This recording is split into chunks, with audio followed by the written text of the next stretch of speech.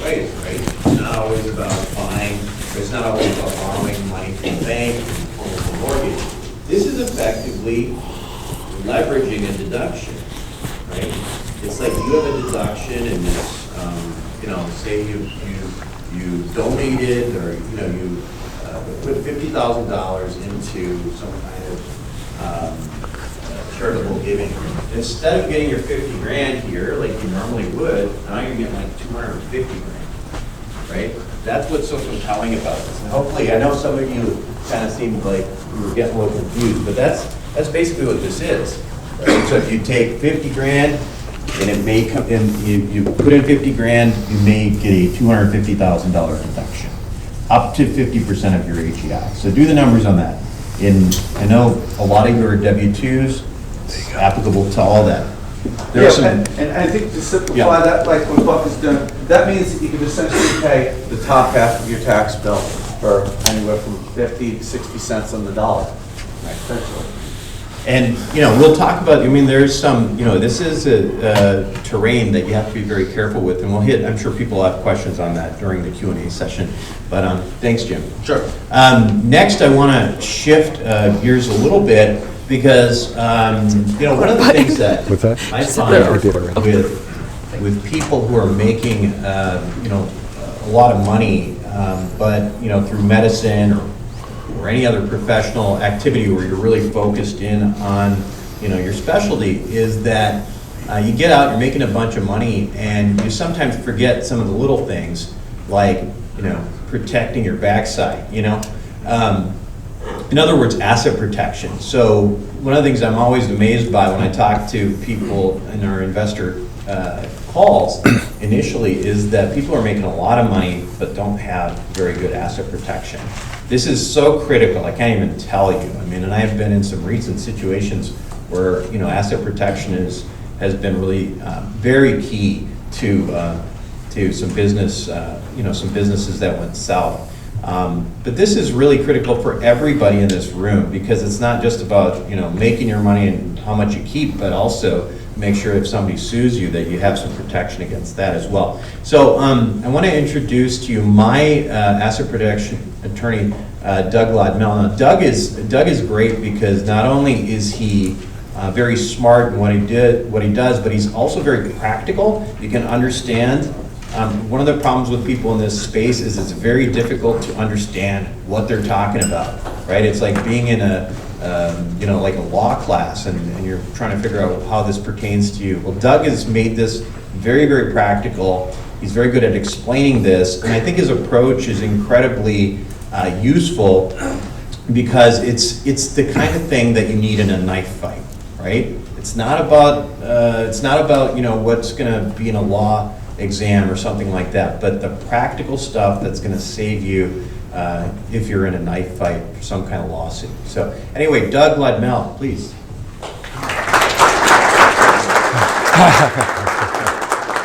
All right. Thanks, Buck. Okay. Big. He's big. Right, I was a big guy. That's who you want protecting your assets, right? Big guy? Okay. So first of all, how valuable has this morning been? Really, incredibly valuable. I sit through a lot of these things. Everything that you're hearing this morning is spot on, I can tell you. And I've been watching and participating in these for 20 years.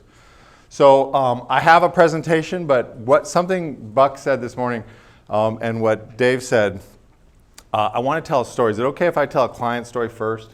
Yeah. Is that all right? Okay. So I have a client. He lives in Dallas. He's an orthodontist. He had been practicing orthodontics for 15 years. He had done really well, really well. He had about a $9 million estate. And he had done all the traditional stuff. In fact, he was such a smart guy, he had learned to trade options. And so he spent a whole lot of time reading charts and trading options and doing really well. He called me one day and said, "Hey, Doug, I'm trading Tesla options. As soon as I get enough to buy a Tesla, I'm buying a Tesla." He called me a month later and said, "I bought my Tesla." So he was rocking and rolling. Comes along, 15 years, he calls me and says, "I'm getting divorced." So I'm going to skip to the end. Out of $9 million, the attorneys got 3, he got 3, and the spouse got 3. So he ended up back to $3 million. Okay, he's been practicing for 15 years, $3 million. This is a big setback. And he calls me a month later after this very difficult divorce and said, guess what? I just read a book. By who? Tom Wheelwright. He said, I think I'm going to be a real estate investor. And I said, I think that's a good idea. Because options takes a lot of your time and energy. It's very, by the way, he had lost $700,000 in options one day. So that might have helped him with his decision, right? So he says, I'm going to be a real estate investor. I'm going to fast forward to today because I just had a review with him. I do a review with my clients every year. And we look at your financial situation. We review it. We do minutes. We do all the things we need to do. So he's been divorced now for 9 years, and he's doing real estate. And using the formula, take a guess at what his net worth is now. From $3 million, now that he's 9 years doing nothing but real estate. $25 million in 9 years. How did he do it? Well, what's the formula? What's Buck's formula? Mass, velocity, and leverage. So for every $1 million he makes, he goes and leverages and he buys a $5 million building. He's figured it out and he just keeps doing it. He's just got a formula and he just keeps doing it. He got this idea because he realized that real estate has this huge tax advantage. Why? Cost segregation. And all the things that Tom's talking about. By the way, I've been working with Tom for over 15 years. We had a client way long ago. We're both from the Arizona area, from Phoenix. And we met and we instantly said, okay, this guy knows what he's doing to each other. So you're in the right spot. When I heard Tom was here, I'm like, okay, we've got the right people on the stage. So, so before we start, I got $100. I want to give it to somebody. So who wants $100? Okay, so you got to tell me what the most important thing is. The most important thing in order for Buck's formula to work. What do you have to, what is the unwritten rule that has to be followed for this to work? Okay. Somebody's got to say it exactly. Correct asset titling. Huh? Correct asset titling. Correct asset titling? No. Simple. Keep it really simple. Don't lose it. Don't lose it. Protect your principal. Warren Buffett, thank you for that quote. Protect your principal. So if you lose it, what happens to the formula? It falls apart. It falls apart. So what we're here to talk about, what I'm here to talk about is how to not lose it. And this is practical. I'm not a law school professor. I did clerk for a judge. I clerked for Jack Weinstein in the Eastern District of New York. It's very difficult to get a federal clerkship because what you do when you get into a federal judge's chambers is you see what the hell is really going on. And it's scary. It's really scary. So what I can tell you is that you do not want to be in the legal system. How many people want to be in the legal system thought, oh, it would be really fun to go through a lawsuit? How many people have been through some type of lawsuit? Anything? Yeah, I mean at least 10% of this room. So it is the most distracting thing you can do. It is the most, I mean, it takes your business, your activity, your life, and it just off-tracks it for however many years that thing lasts. Right, Buck? That's the way it works. So we don't want to do that. So our whole goal is to just keep you out of that. So how do we do it? What is asset protection? It's really simple. It's just creating a legal barrier between you and your money so that a creditor can't reach it. That's it. So if you have your money sitting in your name, you have a lawsuit, and they get a judgment, they can get it. They just go to the bank, they go to the whatever how you title your assets, so you weren't wrong with the titling. It's how you title them. If the judgment matches the name on the asset, guess what? Creditor gets the asset. So what we do is we shift how your assets are done. You guys know why you need this, right? Do I have to go over all the reasons why this country is the most ridiculous country in the world? No. Okay, so we know this. So there's 4 things when we set up an asset protection structure. When you're looking at an asset protection structure, you need to meet these 4 criteria. It better work. This cannot be a phony plan that doesn't work. So it's got to be effective.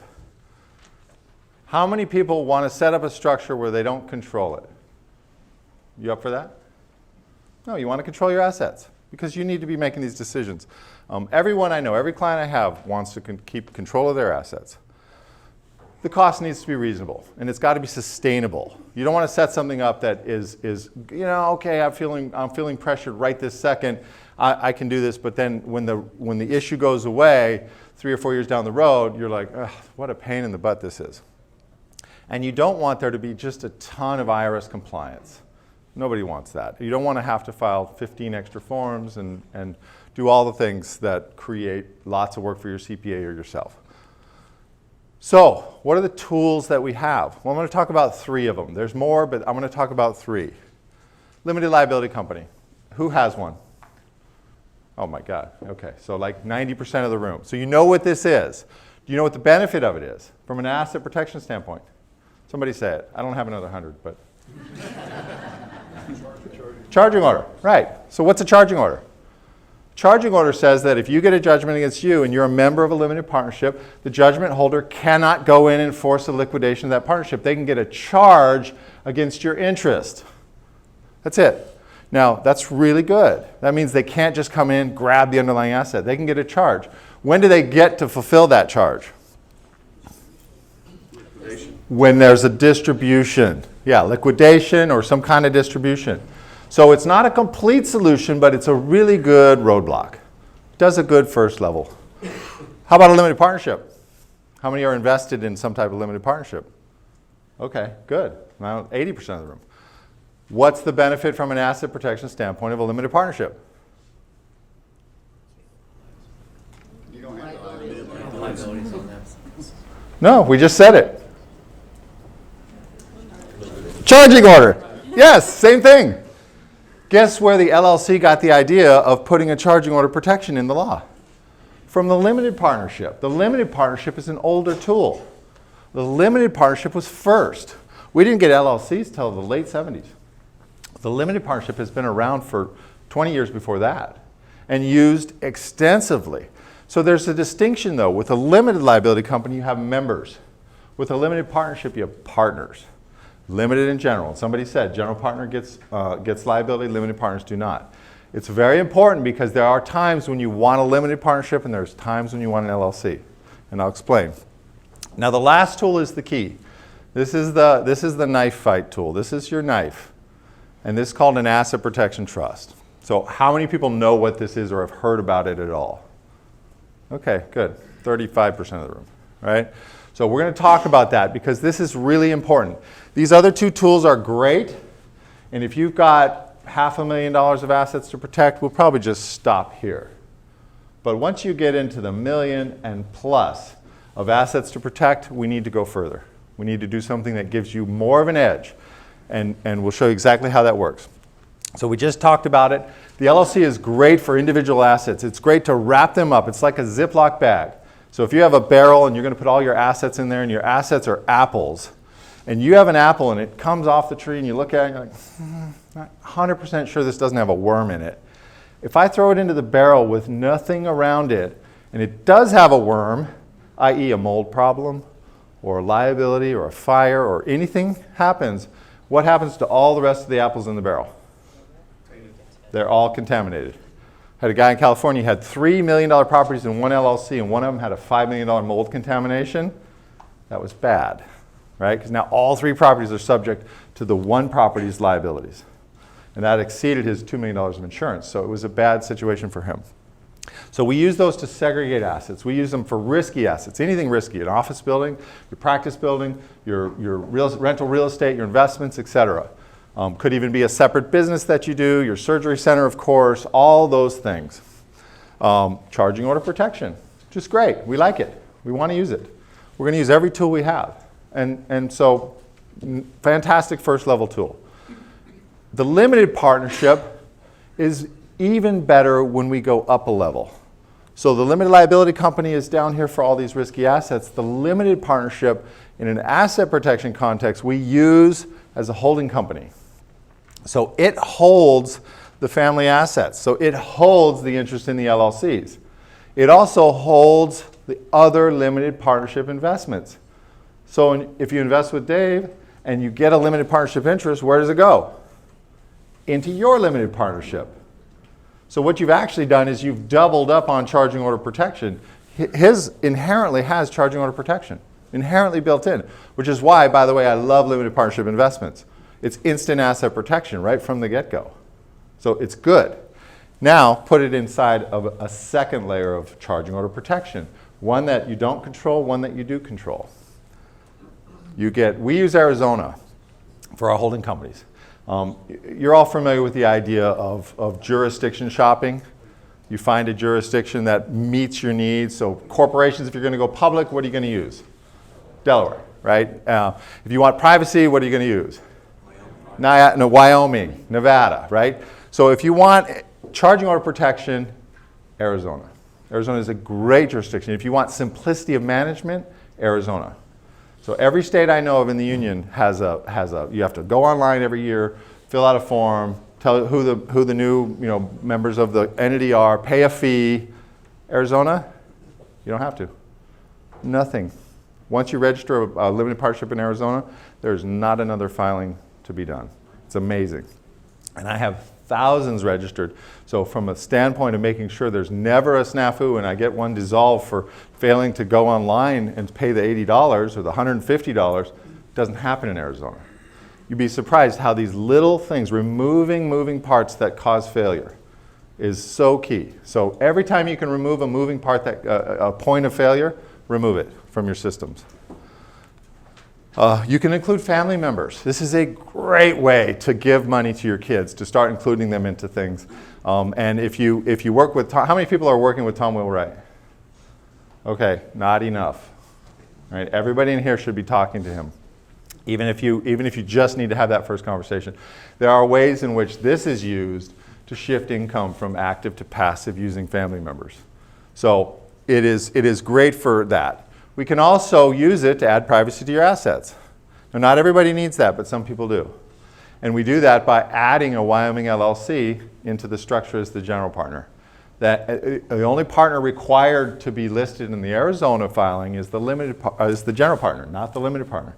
Well, if the general partner is a Wyoming LLC and the Wyoming LLC is private, then how could you look up who owns this? You can't. It's private. Complete structure becomes private. You don't always need that. Some people just don't need it. Some people do. It's a small extra moving part, which again, I look at with each case and say, do we need that? Most of the time we don't. I don't like moving parts. But if we do, we do. And so we add it. So here's the key. And we're going to spend the rest of the time on this particular structure, asset protection trust. So this is the get out of jail free. This is the one that allows you to get away completely from the legal system. So remember how the charging order works. How does it work? You get a judgment against you. Your interests are all in a limited partnership. And the judgment creditor gets what? A charge against your interest. So when does that charging order get satisfied? When that interest gets paid to you. That judgment creditor gets to stand in front of you and, hey, I get the money, right? What if we could remove that? What if we could allow so there was no way that the judgment creditor could get in between? That's what the asset protection trust is. So instead of you individually being the limited partner of your limited partnership, which is your holding company, guess who's the limited partner? Your asset protection trust. So the charging order, if you ever get one, is against you, not the trust. When the distribution is made, it's not made to you, it's made to your trust. And this trust is a very special type of trust. It is a massive enhancement on the domestic structures. The assets, and I'll show you how, can be moved completely away from the U.S. legal system if we need it to happen. Not always. It's definitely not limited to any specific risk. A lot of people say, I get this comment, wow, virtually every time, oh, I have a lot of umbrella insurance. That really covers me, right? Does umbrella insurance cover you? Not even close. All umbrella insurance is enhanced insurance that you already have. So I have $5 million umbrella coverage, but why do I have $5 million umbrella coverage? Because I have kids that drive cars, I drive cars, my wife drives cars.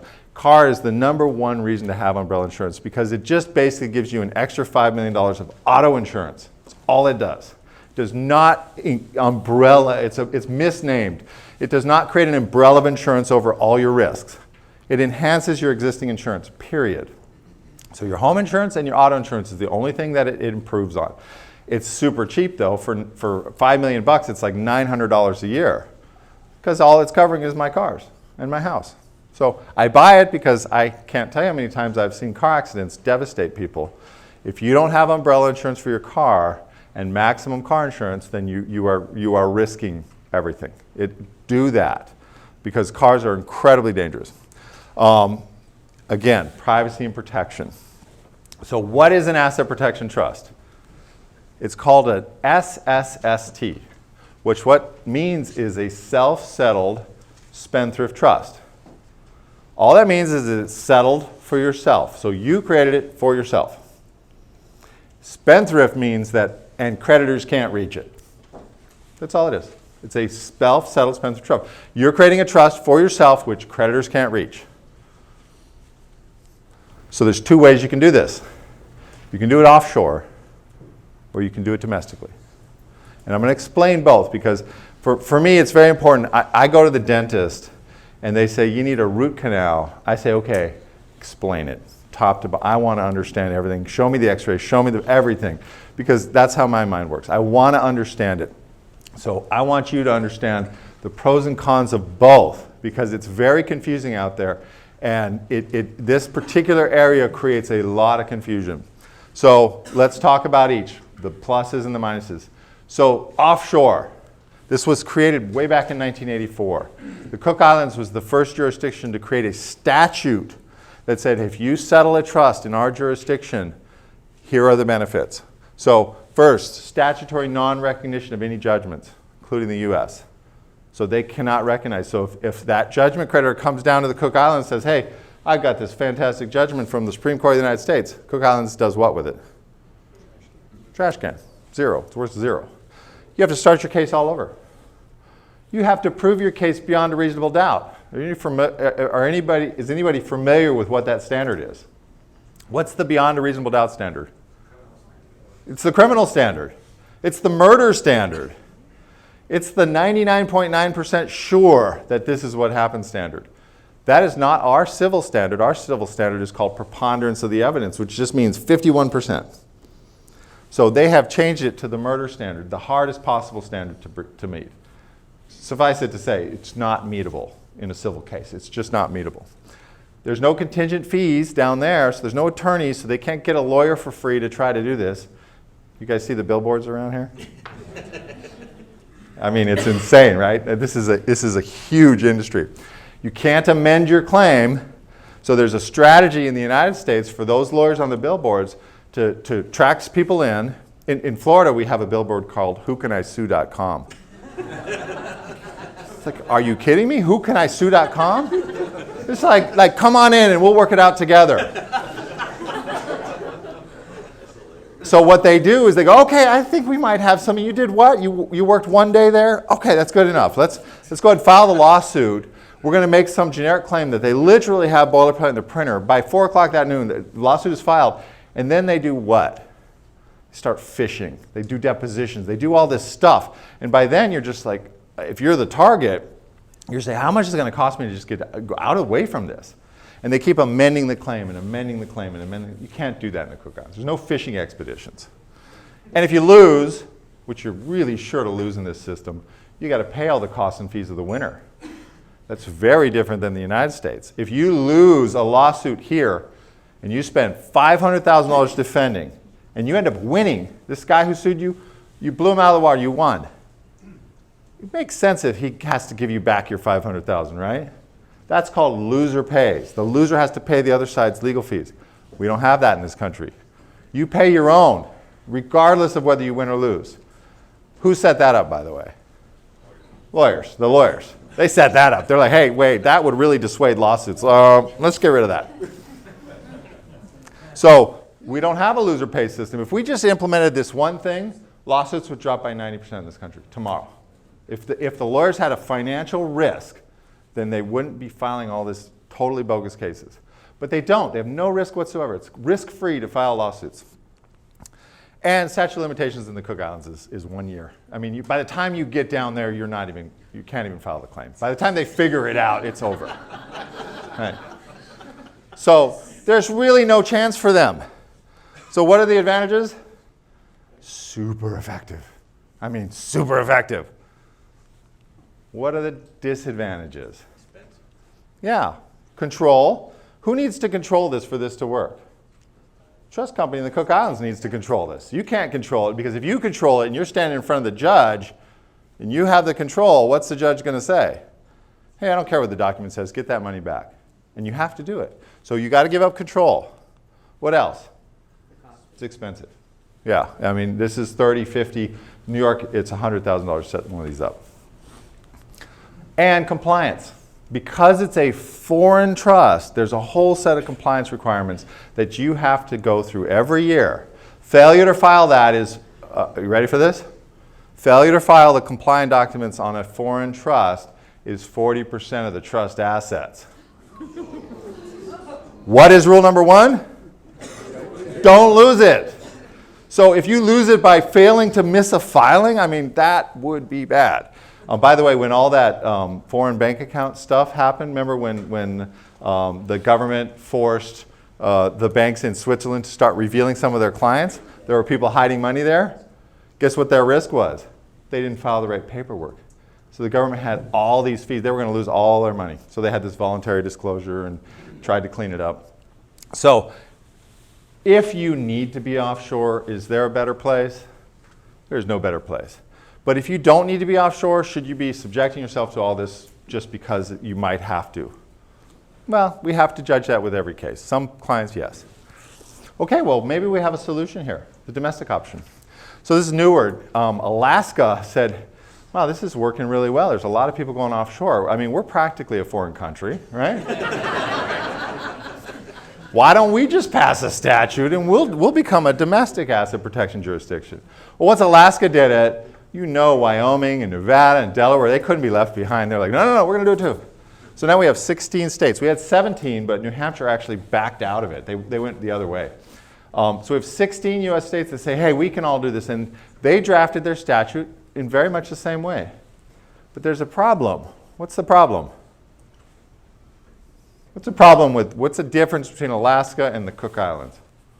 U.S. jurisdiction. One is part of the United States of America, right? And we have a little thing in the United States called the U.S. Constitution, which I'm not sure if it's still valid, but if it is, if it's still valid, it says that Article 4, Section 1, the states must grant full faith and credit to the other states' laws and judicial proceedings, including judgments. So if I get a judgment against somebody in California and I run to Alaska and I present that judgment, Alaska has to do what? Honor it. And we've had a bunch of cases and, well, I'll tell you what happens. So what are the advantages? Cost. It's less expensive. It's domestic. We don't have the offshore. Compliance is easier. So you don't have the foreign component. So there's none of that foreign compliance issues. So that's an advantage. What's a disadvantage? They don't work. It's just that simple. I mean, it's like, you know, it's like the fake beauty products that you buy on Amazon. You know, they just don't work. They're not going to reverse your aging. You're not going to be 25 again. And so we've had too many cases. We just had another one out of Montana, and Alaska said, no, our statute says that we have sole jurisdiction over deciding this, and the court said, yeah, you can't do that. You're not allowed. That just doesn't work. You can't decide that you're saying I make the rules. When you live in the United States, you're subject to the Constitution. And control on this one is even worse. You have to give up complete control. I mean, absolutely, if you even think it's going to work. By the way, if you're going to try to use this, you better live in the jurisdiction that you're using it. So if you're a Nevada resident and you meet all the requirements, then maybe you could use a Nevada trust. I still would say it's not the best option, but at least then you'd have an argument that it makes sense for you to do. But if you're trying to use it from another state, you can just forget about it. It's not going to work. So, what is the solution? Well, 20 years ago, before the domestic world even started, before we even had that statute, I asked the question because I saw the advantage of the offshore. It had been around for 15 years by that point. And I had gotten out of this clerkship with Judge Jack Weinstein. I saw the mayhem. I saw what was going on. I saw that it was just whoever had the leverage walked out of there the winner. It had very little to do with underlying facts. It was just who had the control, who had the cards on their side. And I said, okay, well, how do I stack the deck for my clients? How do I just stack in their favor? The answer was the offshore trust. But once I started saying, okay, well, the average dentist in Phoenix or Denver or the surgeon in Iowa, are they really going to go through all this? And the answer was, that's a lot to ask for them. It's a lot to ask. So how could I get that level of protection, but only when I need it? And I said, well, okay, let me look at the statute. And the statute was really clear. It said there's two-part test to be a foreign trust. Or to be a domestic trust, which is I wanted to meet that two-part test. You have to have domestic jurisdiction with primary supervision over the trust, and you have to have control being with a U.S. person. I said, okay, well, I can meet that test. So I created a trust that was a foreign trust. I registered it offshore. I had the offshore trust company in a standby role, not in an active role, which limited the cost. It kept the cost down. But then I gave the trust a U.S. jurisdiction and a U.S. control. And that met the domestic test. So what I created was a foreign trust that's treated like a domestic trust. And it's called the bridge trust. So it's offshore protection, but with domestic simplicity. It's actually simpler than a domestic asset protection trust. Because remember, with a DAPT, a domestic asset protection trust, you had better get far away from the control of that thing to even hope it could work. With the bridge trust, who gets to be the trustee of the trust? You do. You're the trustee of your own trust. Why? Because once we trigger the trust, we'll change that when it's appropriate. And we do that through a system that is built into the trust. So because of that, we have no 3520, 3528, which is the compliance forms that if you miss, pay 40%. There's no FinCEN or FACTA disclosures because we don't have to open up a foreign bank account today. There's no IRS filing requirements at all because it's a grantor trust. Grantor trust, if Tom were here, he would tell you, a grantor trust means disregarded for tax purposes. So how many people in the room have a revocable living trust? Okay, great. That's a grantor trust. So do you file a tax return for that? Not yet. No, not yet, right? You haven't died. If you die, we might have to file a tax return. Yeah, Don't die. So it's a grantor trust. So no, it's simple. It just disappears. Assets can remain where they are in your current investments, in your current structure. We're not going to go sending them all to Switzerland. Because I can tell you my internal statistics of how often do I need to trigger that trust and cross the bridge. Take a guess. How often out of now more than 3,500 clients have I had to try to have to trigger the trust? 1%. 1%. Yeah, it's very infrequent. Why? Why? Why do I not have to actually go to that whole extent? Too much trouble for me to do it. Right, we've already created this massive structure that is very difficult for someone to get through. And so they look at that, their attorney looks at that and says, oh, okay, well, let me reconsider how this works. Now, if in those 1% of the cases where we did have to do it, was it important that it actually worked? It was the night and day difference. I mean, it has to work. It has to work. And that's when the knife fight really starts, is when you do that. And how you do that, you need to be very experienced. You need to be very ahead of the ball. You need to be thinking about it. And so that's why having this set up, a lot of times what people do is they kind of wait till they're getting in trouble. Then they call me or some other asset protection attorney and they say, hey, what can we do? And inevitably the answer is, especially with the other attorneys, let's set up an offshore trust. And they just go straight to the offshore. Well, one, they're bucking a really difficult timing issue because they're doing it after the fact. And two, now they're just in a hair-on-fire hurry to get it all done. We want to avoid all that, please. So it's now, when we don't have these problems, that we need to set this up. Take the time to fund it properly. Take the time to set up all the levers so that if we have to use it, I'm not going to say it's easy to use, but it's usable. We can do it. We have the time, and we have all the legal the pieces in place. We've connected everything properly, so when that money is leveraged out of that real estate or it's sold, it goes right to the right place. We're not juggling at that last second. So there's no foreign trustee in an active role. There is a foreign trustee, but they're in a standby role. So it's very simple. You can be the trustee. I mean, that's the biggest thing. As with Tom and I talk a lot, and I said, hey, Tom, I'm building a network of attorneys. He goes, I'm building a network of CPAs. I said, well, great minds think alike, Tom. That's the right thing to do. So I built a network of attorneys. There's about 100 attorneys throughout the country, and they use my structure for their clients. So most of them are estate planning attorneys who don't know how to do asset protection. And so when I teach this to them, they say, oh my God, I tried this before with another guy, but the way he did it, no client would do it because you had to go offshore and the offshore trustee and all the compliance. And I said, yeah, that's the challenge. Because if I say, if I put you in the box of we have to do that first model of fully offshore, probably one of you in this room really needs that. But if I put you in this option and say, hey, we can do this and not require all that, it's probably 80% of you in this room who can use this. So this is the goal, is get it set up now. It's tax neutral as well. There's no extra taxes, and it works great with Tom's strategies for reducing taxes. So does it meet the 4-part test? Yeah, it's effective because when we use it, it's a fully foreign trust. That's why it's effective. Control, you get to keep control until that last second when you really need to give it up. Cost is very reasonable, especially compared to the offshore. And compliance, there's none. There's not even a tax return for the trust. So it's very straightforward. So how does this fit together? So your asset management limited partnership is your personal holding company.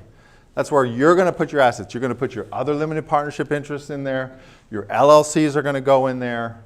Your cash is going to go in there. So here's your LLCs. So if you have your rental home, your yacht, your airplane, all those need to be wrapped up in their own LLC, by the way.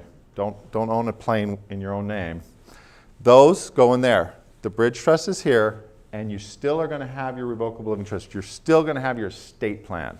So how it fits together is the limited liability companies are owned by the limited partnership. If you're a single member in those, that means they don't even have to have their own tax return. It's just one tax return at the partnership level. What else goes in there? Cash, stocks, bonds, coin collections, Bitcoin, Ethereum, other limited partnership interest, anything that's already securitized in any way whatsoever.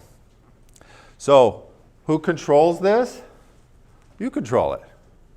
You're the general partner, either directly or through your Wyoming LLC if privacy is a concern. So you control it. You write the checks, you sign the paper, you enter in the deals, you do it all. And who owns it? The bridge trust. So the bridge trust owning it is the key. So instead of you being that limited partner, it's your bridge trust, which again is still you.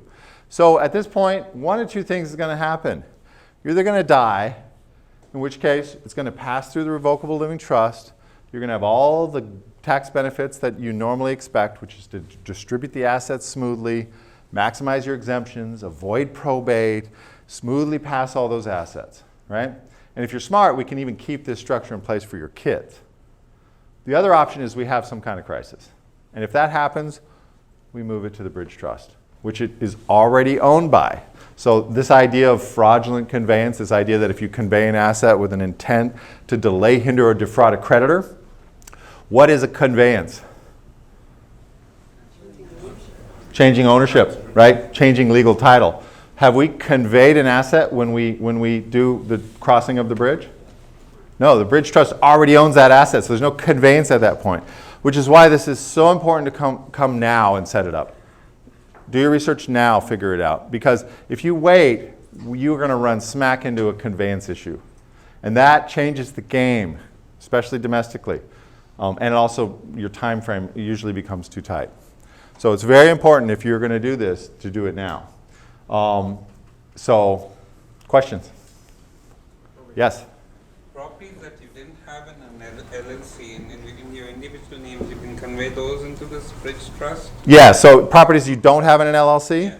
Are they income producing properties? Yeah, rental properties. Okay, so we want to put them in an LLC, Okay. Step 1. That LLC would be owned by your holding company, Step 2, which is owned by your bridge trust. What about things like stock that are straight into the bridge, straight into the holding company. Right, so you have your stock account sitting in your name. So first step is we create the legal tools. We actually, we draft them, you sign them, we get them registered, we get the offshore portion of it registered offshore, the Arizona portion registered. And at the time that we do the analysis, we look at it and we say, okay, also you need 3 LLCs because we have these 3 properties. They're each worth $700,000. We need to get those in the right place. So we'll do that concurrently. Step 2 is, let's get the assets in there, fund the plan. So that means changing title on the LLC, on the real estate into the LLCs. It means going to your brokerage account and actually changing the title. So the limited partnership has its own EIN number. That is a really, really good thing. That's what you want. It's got to be separate from you. So I don't want you to have 50 EIN numbers, but I want you to have one EIN number that is not you, because we need to get you into a different, we need to change the facts and make sure that your assets are held by a different taxpayer. So you are going to change the title on those accounts and on the real estate. That will involve the transfer taxes and stuff. We have to. If there's transfer taxes, there's not very many states because you qualify for the exemption. Even in California, you're exempt from the transfer tax because you're transferring it from yourself to yourself in an entity. Pennsylvania. Huh? Pennsylvania doesn't give you. Pennsylvania doesn't. No, Pennsylvania is tricky. So yeah, we have to deal with that. Transfer it from your LLC back to your individual names without any tax implications. Into the LLC, yeah, I know. Pennsylvania is it's just revenue. They want to, so we have to deal with that though, because it's either that or we'll leave them unprotected. And so, you know, there's certain costs you just have to eat. So, good question. Yeah. Yep. Yeah. You. You had mentioned with the Domestic Asset Protection Trust that there's already case law that Alaska, I believe you said there's a recent case in Montana. Yeah. Whatever. It didn't work. Right. Do you have case law, or just it's gonna come out wrong, but right. Do you have proof that the bridge trust works? That yours works. Yeah. Because I don't want to learn when I'm in a situation that oh shit, it didn't work. Exactly. So out of 3,500 trusts that I've done over the past 20 plus years, we've had to trigger about 100 of them, and we have never had any of those be reported. So there's no case I can point to that says, hey, look. So for me, that's a huge win. I don't want to be the subject of a written opinion by a judge. I really don't. That's not my goal in life, right? I help write those opinions. You don't want to be that subject. Even if you're a winner, you don't really want to be the subject. So we have no reported cases because it's worked every time. Every time we've gone offshore, it's just dissolved itself. No one has ever followed any of my trusts down to the Cook Islands. It's just such a... I mean, the last entity that really gave it a fair shot was the FTC with not one of my trusts, but another trust. And they tried really, really hard, and they did not succeed. So once we go offshore, the case law itself is very clear that you just can't get to it. So no, I don't have any. I have lots and lots of satisfied clients and lots of testimonials, and I can actually hook you up with a client that has had to use it if you want to talk to somebody. So it's a great question. It might be a good idea to save the rest for the panel. Okay, great. We can save the rest for the panel because we're out of time. Yeah. All right. Thank Thanks, you. Buck. Great, man. All right, good job.